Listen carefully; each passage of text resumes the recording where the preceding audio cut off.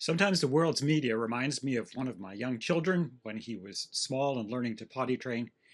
He would be standing there in the corner of the living room with a puddle around his feet, yelling, "Nobody knows!" Just because you don't admit something doesn't mean it's not reality.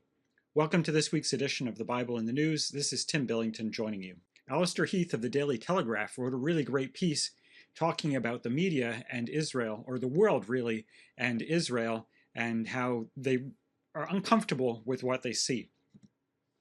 He says, there's something about Israel that makes people uncomfortable, and it's not what they say it is. They'll point to politics, settlements, borders, and wars, but beneath the outrage, you'll find something deeper, a discomfort, not with what Israel does, but what Israel is. You see, he goes on, a nation this small should not be this strong, period. Israel does so well in so many things, and he lists a whole pile of them. The world watches and can't make sense of it. So what do? They make excuses. They assume it must be cheating of some kind. How could this possibly be real? This is what drives the world crazy, he says. Because if Israel is real, if this improbable, ancient, hated nation is somehow still chosen, protected, and thriving, then maybe God isn't a myth after all. Maybe he's still in the story. Maybe history isn't random. Maybe evil doesn't get the last word. Maybe the Jews are not just a people, but a testimony. And that's what they can't stand.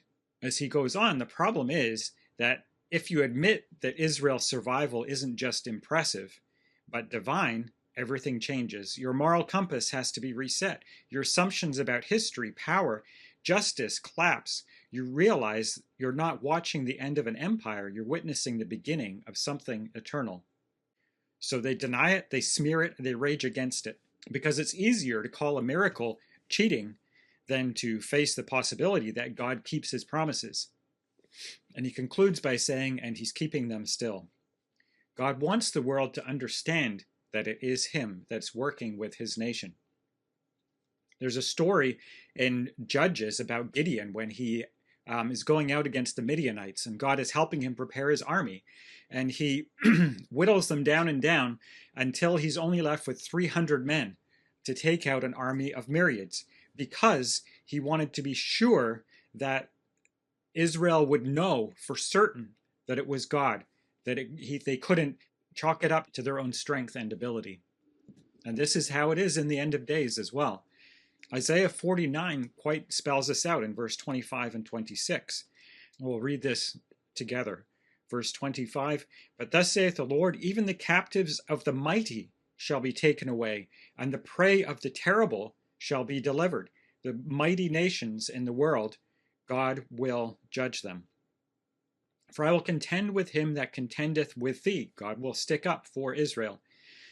And I will save thy children, and I will feed them that oppress thee with their own flesh, and they shall be drunken with their own blood, as with sweet wine. And all flesh shall know that I, the Lord, am thy Savior, and thy Redeemer, the mighty one of Jacob.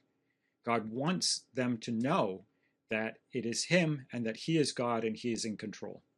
There's a spirit of the age, the time after, as it says here, that the Euphrates River is dried up. The rivers are associated with the nations that are around them, sometimes in prophecy. If you go back in Revelation, it associates the Euphrates River with the Islamic power that came across and set up the Ottoman Empire. After this empire dries up, as it talks about in verse 12 there, the sixth angel poured out his vial upon the great river Euphrates, and the water thereof was dried up. So there's the drying up of the Euphrates, and then I saw 3 unclean spirits like frogs come out of the mouth of the dragon, the beast, and the false prophet. Earlier in Revelation, there's a prophecy that deals with the French Revolution. So this isn't exactly the French Revolution, but you can follow those frog spirits back to the spirit of democracy that comes up in the French Revolution and spreads. And it's something that is similar to that comes out of the dragon, the beast, and the false prophet, these European and Catholic powers. It says in verse 14 that these are the spirits of devils. Sometimes devils in the Bible is used of people with mental illness. So it's like it's saying that they are crazy.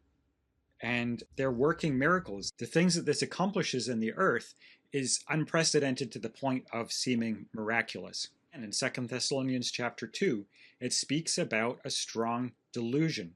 Verse 11, for this cause God shall send them strong delusion that they should believe a lie.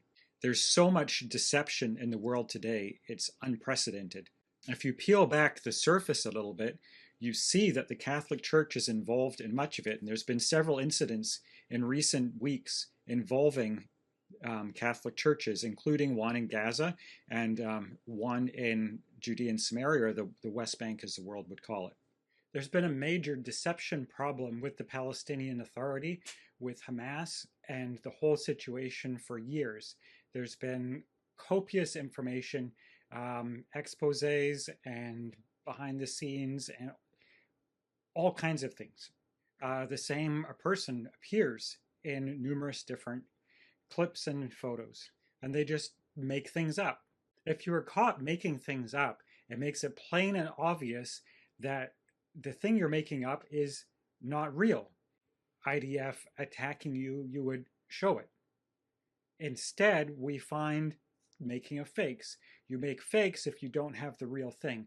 There's some people that I met in Israel that now run the Israel Guys, and they highlight many of these kinds of things. One time when they're heading back home to where they live on Har Bracha in Samaria, they came across a fake riot that was just there for the media. Let's take a look at it.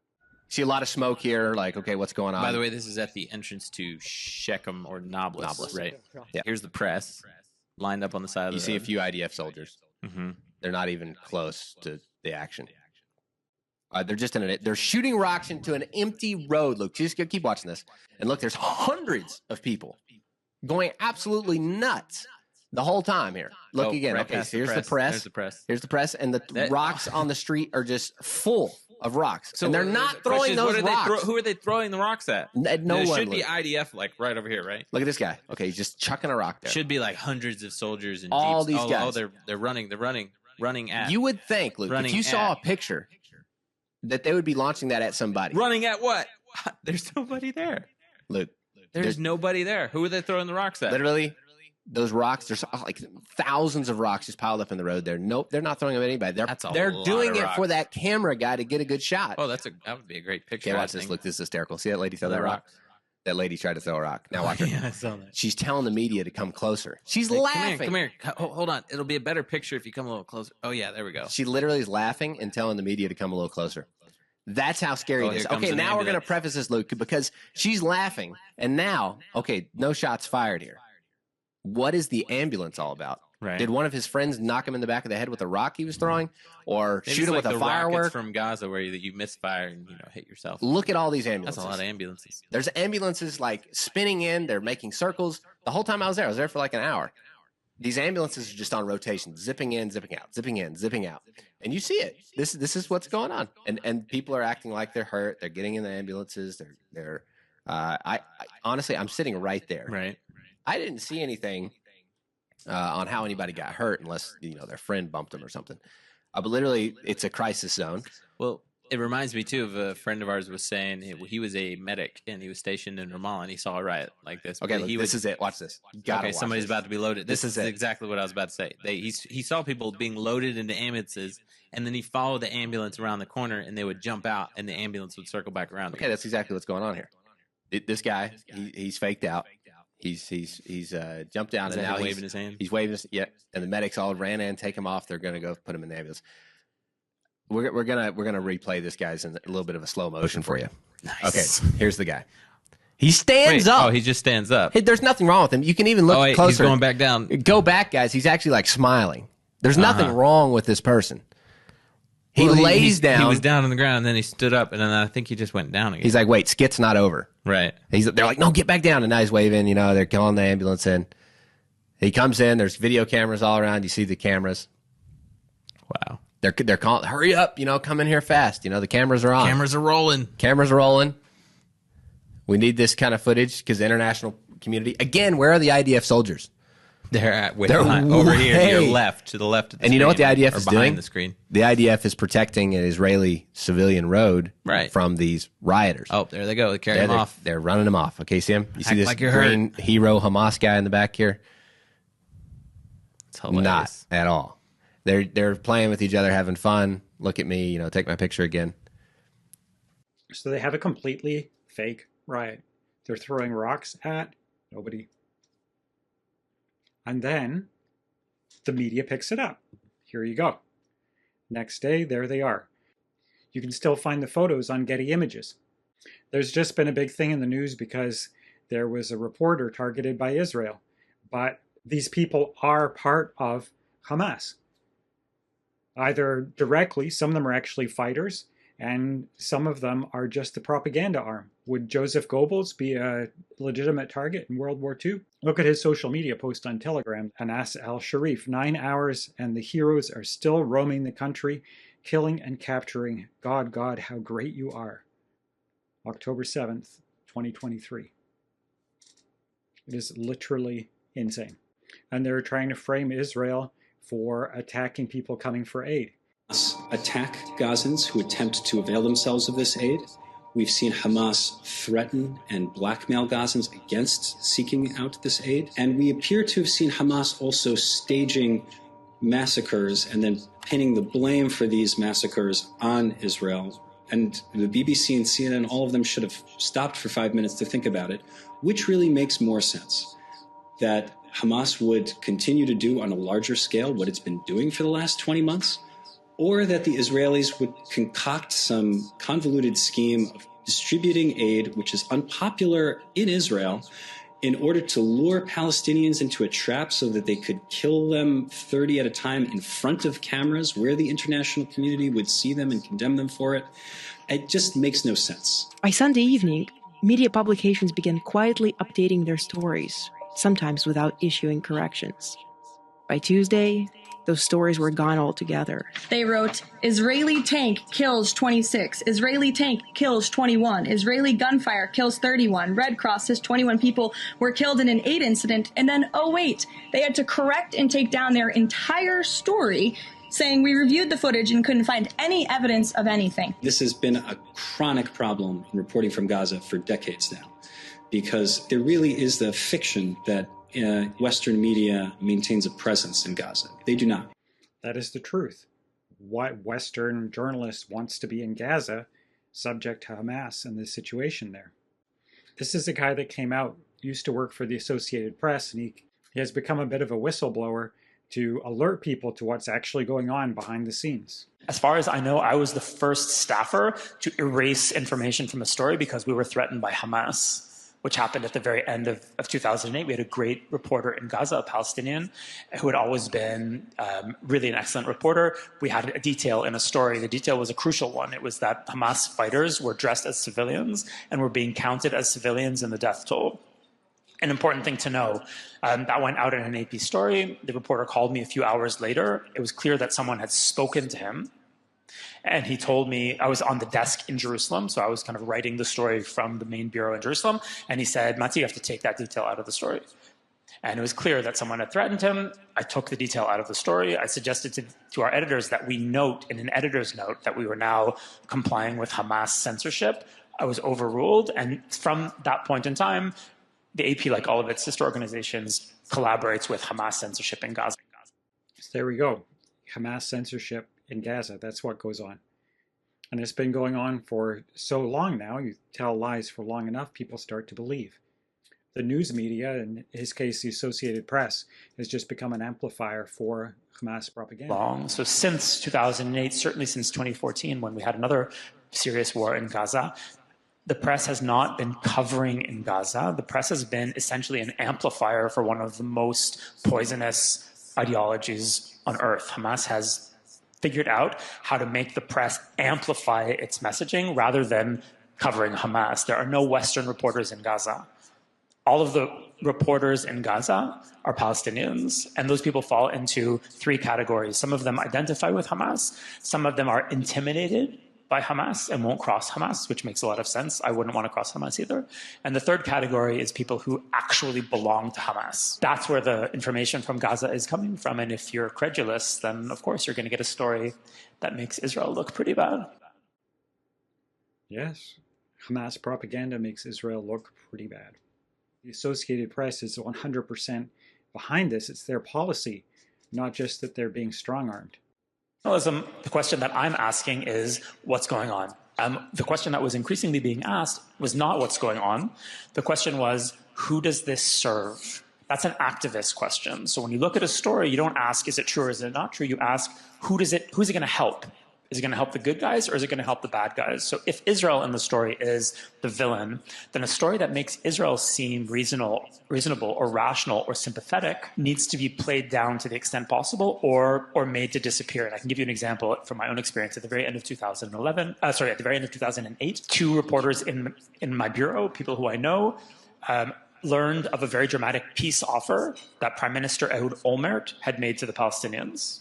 So Olmert, who was the prime minister at the time, had made a very far-reaching offer that was supposed to see a Palestinian state in all of Gaza, most of the West Bank, with land swaps for territory that Israel was going to retain, and a very far-reaching international consortium agreement to run the old city of Jerusalem. It was a very dramatic, it was so far-reaching, I think, that Israelis probably wouldn't have supported it, but it was offered to the Palestinian side, and the Palestinians rejected it as insufficient. And two of our reporters knew about this, and they'd seen a map of the offer, and this was obviously a pretty big story for a bureau that had as the thrust of its coverage the peace process. The two reporters who had the story were ordered to drop it. They were not allowed to cover the story, and there were different explanations, and they didn't, by the way. AP did not publish the story at the time, even though we were the first to have it. Eventually, it kind of came out in other ways through other news organizations, but we knew it first. Why were we not allowed to cover it? Because it would have made the Israelis, who we were trying to villainize and demonize, it would have made Israel seem like it was trying to solve the conflict on kind of unreasonable lines, which of course was true at that time. So that story would have upended the thrust of our news coverage, so it had to be made to go away, even though it was true. It would have helped the wrong people. And that. So there you go. It's not about news at all. It's about getting their message across. And they're purposefully trying to demonize Israel and make people think badly of them. That's a ridiculously huge story. And who would ever, if you were a news media outlet, that's like your bread and butter. To have a huge story like that, that's an incredibly strong agenda to try and demonize Israel, that you would shut something like that off. But since that time, it's only got worse. And one of the worst offenders is the BBC. Next guest, investigative journalist David Collier, this week revealed his expose on the BBC's new documentary, Gaza, How to Survive a War Zone. The documentary followed the lives of a number of Gazan children, but as David revealed, the central character and narrator, 14-year-old Abdullah al-Yazuri, was in fact the son of Ayman al-Yazuri, the Deputy Minister of Agriculture in the Hamas-run government. The BBC did not disclose this to the viewers. The BBC subsequently apologised before it was then revealed that a further two of the children in the film were linked to Hamas, prompting the broadcaster to remove the documentary from the iPlayer.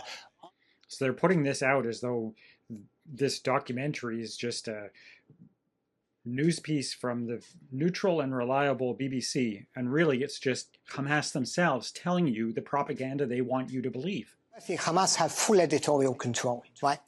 You only have to ask yourself over the last 16 months, how many Gazan journalists, and there are a lot of them standing there with cameras, have done an exclusive on the hostages, or shown us where the rockets are, or shown us where the tunnels are? Zero. None. We don't see anything that Hamas doesn't want us to see. Because for the last 16 months, we've been finding errors in BBC reporting consistently.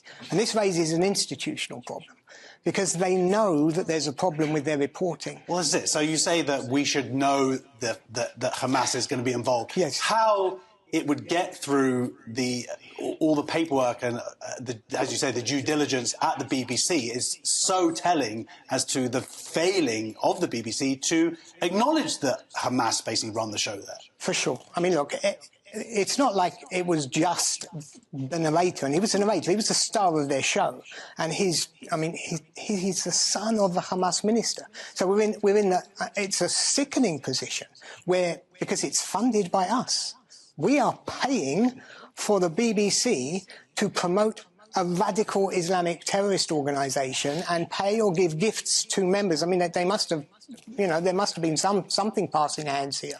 They were following him for weeks. The cameramen, at the very least, and possibly with the producer, somebody must have known who the father was, and yet it ends up 9 o'clock on Monday evening being shown to the people of the UK. It's an absolute disgrace. Because you mentioned the cameraman as well. Like, didn't you find social media from one of the cameramen? But this is the thing, you see. It's not like, you're looking for a needle in a haystack. So the narrator is the son of a Hamas minister, actual Hamas government official. There were two girls on there. Their father was a Hamas, was a Gazan policeman, so he's a Hamas enforcer. Another child on there was found to be standing next to Hamas terrorists holding weapons. The cameraman had posted celebrations following the October the 7th massacres. It wasn't one thing. They did not bother to look at all. Once again, we don't see anything that Hamas doesn't want us to see coming out of Gaza, unless it comes from the IDF. And the BBC has to know this. You're right. Look, they're pushing this out. And what it's doing, because it's so skewed that it's demonizing effectively the only liberal democracy in the Middle East. It's a full demonization process. By extension, it's demonizing Zionism and Zionists. And it leaves people like me who are defending them, as being I get attacked in the United Kingdom constantly because the BBC are pushing this poison out. And as you say, they're respected across the world, which means the BBC are effectively injecting more anti-Semitism into the veins of this country. They're demonizing Israel and they're spreading their anti-Semitic vitriol across the world and influencing everybody else as well. And if you dare to actually be a Jew who is part of the BBC, that's a terrible situation. Here's an example. I had a phone call from a journalist, BBC, female, about a month and a half ago. She was in tears. She's been working there for two decades and just crying her way. She doesn't know what to do. So she knows that there's institutional bias. Most of the Jews working there know there's the Jews working there are miserable. Yes, they are. They have support groups. Yeah, they do. They can't. They're not allowed to write on Israel. They're not allowed to write on it. It's crazy, the situation. Which is racist in itself, isn't it? Yeah, of course it is. Absolutely racist in itself. Yeah. That's basically, being discriminated for being Jewish to write about a topic that you could actually give some insight into. Especially as half of the people writing on the Israel issue are from Egypt or Lebanon or Iraq or English Arabists. Or English Arabists. So on that side it's okay, but if you're Jewish you can't write about Israel. Exactly. No Jews allowed. They only allow the story from one side. If you're so much as Jewish, we're not even going to let you start. And there's other problems as well. For example, their translation. The BBC translates this, fighting and resisting Israeli forces. The Daily Telegraph has a more accurate translation, jihad against the Jews. They don't want to just announce to everybody that these people just want to kill the Jews, but that is the truth. There's another thing too.